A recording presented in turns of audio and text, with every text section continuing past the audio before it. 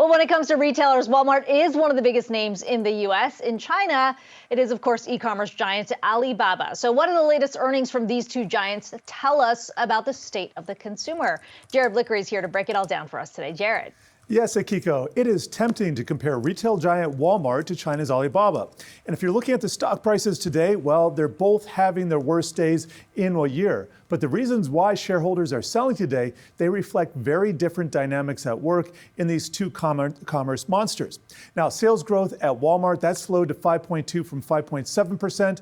But the real concern is a warning that Walmart is issuing about the U.S. consumer, Akiko. They're citing weakness that began a few weeks ago in late October.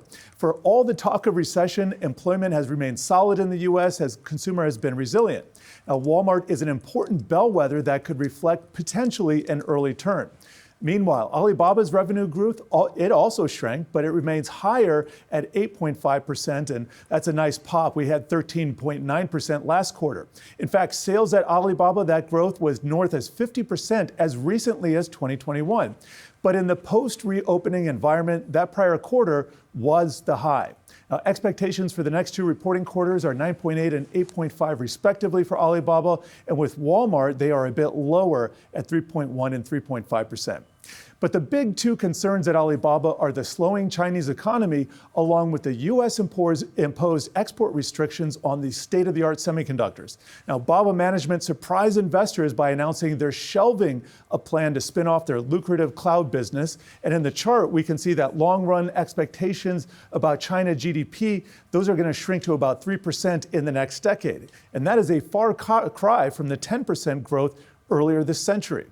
The demographic impact of an aging population and mature middle class has its pros and its cons. And the con is that long-term growth necessarily moderates. But beyond all the demographics, both companies have been leaning heavily into e-commerce, with Walmart maintaining its online sales growth at 24%. That is the same as last quarter. And that's a far cry from the early days in the pandemic when their e-com sales were up 50 to 100% each for quarters, that was for 4 quarters over 1 year. Alibaba's, their proxy for e-commerce is Taobao and Tmall Group. They reported growth of 4.2%, and that's down from the 12.1% in the prior quarter.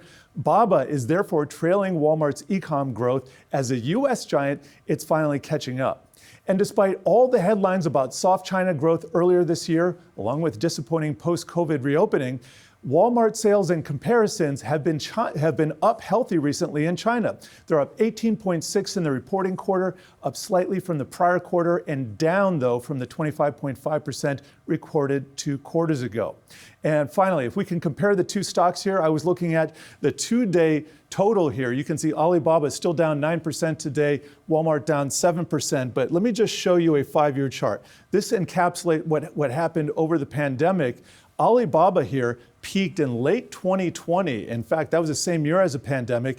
And there were discussions at the time that Ant Financial was going to spin off, all kinds of theories about why that didn't happen. Jack Ma went missing, not getting into that whole drama. But the Chinese government has been openly antagonistic toward Chinese tech companies, and especially new listings, for several years. And I think we're seeing the results of that in the cyan line. So this is Baba, this is Walmart. Walmart kind of a consumer staple here in the U.S. Baba very much still a growth company over in China, but nevertheless, easy to find some common ground between the two retail giants. Indeed, and I'll be interested to see how the Singles Day on November 11th shows up in the next quarter for Alibaba. You bet, and they didn't break it out. They didn't break always. it out, otherwise I would have talked about it. See, I was heartbroken. I was looking for that, so I appreciate you keeping track of that. You bet. Thank you so much, Jared.